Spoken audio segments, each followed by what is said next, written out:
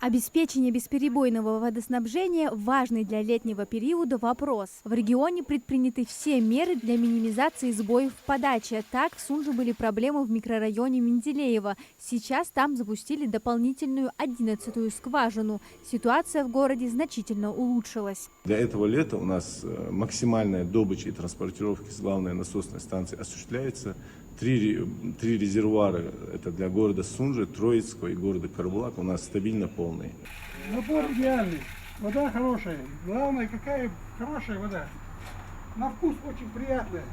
А в сельском поселении Нестеровское 3 ветхие скважины заменили на более мощные. На одном из них был снижен КПД. Жалобы поступали от жителей улицы Мира. Здесь проживает семья Базгиевых. Дети плачут, лежачие инвалиды нуждаются в уходе, а из крана ни капли. Все это до недавнего времени было реальностью для Танзилы. Женщина обратилась за помощью к главе республики Махмуду Али Калиматову, и уже через 48 часов вода появилась. После того, как я написала на сайт, через 2 дня вечером, оказывается, открыли воду, но в тот день я ее не проверяла. На 3-й сутки, по-моему, приехала администрация местная, проверили, вода была. Сказать ничего не могу, вода была, и с напором она шла. С тех пор проблем с водой у нас нету. Вздохнул с облегчением и Саламгирей Плиев. Он проживает по улице Кирова, 70. Говорит, приходилось много тратиться на воду. Именно он сделал все, чтобы жалобы односельчан были услышаны.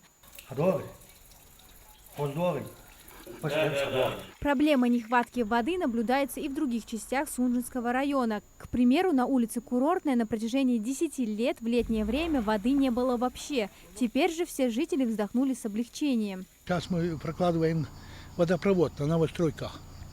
Вот день, 2-3 должен закончить там. Потом будем, 2-3 улицы мы проложили там трубы. И остальные улицы по мере возможности мы будем делать. Местная администрация по поручению главы региона заменила старые железные трубы на современные. Они способны выдержать давление до 16 атмосфер и прослужат не одно десятилетие. Со стороны Троицкой, на высоте курортной, у нас все насосы находятся внизу. Так, подавать холхолхи. И так все нормально. Давление, разбор воды, давление терять и не достается. Первая курортная, вторая курортная, что и доставать.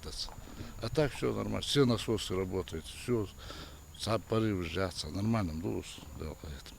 Единый оператор напоминает, в первую очередь, чтобы содержать систему водоснабжения в норме, необходимы материальные средства, а именно платежные поступления от абонентов. Большинство жителей игнорируют оплату платежей за коммунальные услуги. Те же самые трубы, насосы и другая техника требуют финансовых затрат. За их замену приходится платить, как и оплачивать заработную плату рабочим. Хорошая собираемость платежей позволит наладить техническую базу. Амина Зязикова, Билал Ахильгов, Магаз, 24.